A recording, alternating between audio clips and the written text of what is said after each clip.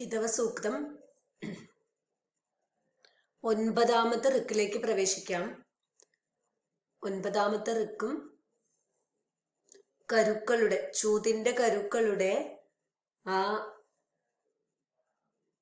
ശക്തിയെ ആണ് സൂചിപ്പിക്കുന്നത്. നീചാവർത്തന്ത ഉപരിസ്ഫുരന്ത്യ ഹസ്താസോ ഹസ്തവന്തം സഹന്തെ ദിവ്യാ അംഗാര ഇരിണേന്യുക്താ ശീതാസന്തോ ഹൃദയം നിർദഹന്തി. നീചാവർത്തന്ത ഉപരിസ്ഫുരന്ത്യ ഹസ്താസോ ഹസ്തവന്തം സഹന്തെ ദിവ്യാ അംഗാര ഇരിണേന്യുക്താ ശീതാസന്തോ ഹൃദയം നിർദഹന്തി. പദച്ഛേദം നീചാ വർത്തന്തെ ഉപരി സ്ഫുരന്തി അഹസ്താസ ഹസ്തവന്തം സഹന്തെ ദിവ്യാ അംഗാരാ ഇരിണേ നി ഉപ്താ ശീതാ സന്ത ഹൃദയം നി ദഹന്തി.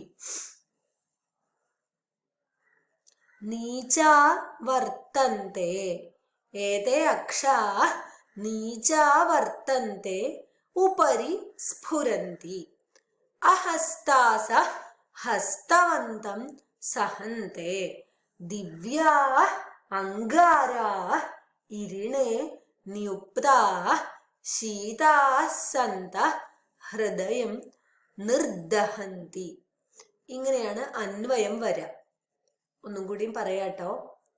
അക്ഷാ എന്ന് ചേർക്കുക, ബ്രാക്കറ്റില് നീചാ വർത്തന്തെ ഉപരി സ്ഫുരന്തി അഹസ്താസ ഹസ്തവന്തം സഹന്തെ ദിവ്യാ അംഗാരാ ഇരിണേ നിയുക്താ ശീതാസന്ത ഹൃദയം നിർദഹന്തി. ഇവിടെ മന്ത്രത്തിൽ നിന്നും അന്വയം വലിയ വ്യത്യാസമൊന്നും ഇല്ല, വളരെ സിമ്പിളാണ്. അപ്പൊ എന്താണ് അന്വയവും അർത്ഥവും സൂചിപ്പിക്കുന്നത്? അപിച ഏതേ അക്ഷാ നീചീന സ്ഥലേ വർത്തന്തെ തഥാപി പരാജയാത് ഭീതാനാം ദ്യൂതകരാണാം ഹൃദയസ്യ ഉപരി സ്ഫുരന്തി ഹസ്തരഹിതാ അപ്യക്ഷാ ദ്യൂതകരം കിതവം ഹസ്തവന്തം ഇന്ധനരഹിതേ ആസ്ഫാരേ ശീതാസന്ത ശീതസ്പർശാസന്ത അപി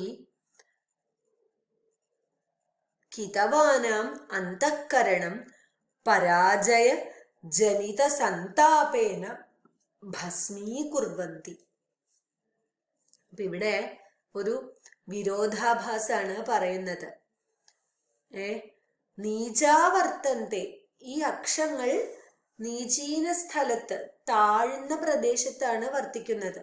പക്ഷേ പരാജയത്തിൽ നിന്നും ഭീതന്മാരായ ചൂതുകളിക്കാരായ ചൂതുകളിക്കാരുടെ ഹൃദയത്തിന്റെ മുകളിൽ വസിക്കുന്നു. ഹസ്തരഹിതങ്ങളായ അക്ഷങ്ങൾ കൈകളോടുകൂടിയ ചൂതുകളിക്കാരനെ ഇന്ധനരഹിതമായ ഒരു പലകമേൽ എറിയപ്പെട്ട ഇവർ, ശീതസ്പർശത്തോടു കൂടിയ ഇവർ കിതവന്മാരുടെ ഹൃദയത്തെ ദഹിപ്പിക്കുന്നു. എങ്ങനെ? പരാജയത്തിൽ നിന്നും ഉണ്ടാകുന്ന സന്താപത്താൽ ദഹിപ്പിക്കുന്നു, ഭസ്മമാക്കി ചെയ്യുന്നു എന്നാണ് ഈ ഋക്കില് സൂചിപ്പിക്കുന്നത്.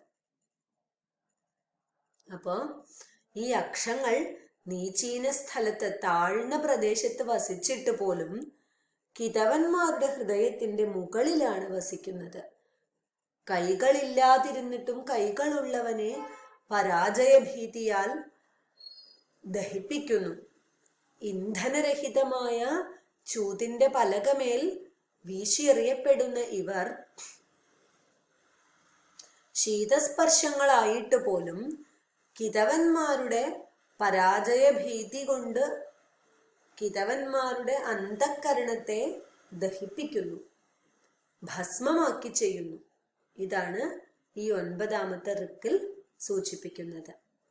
അത് നിങ്ങൾ മന്ത്രം, പദച്ഛേദം, അന്വയം, അർത്ഥം എല്ലാം ഒന്ന് എഴുതുക. ഓക്കെ.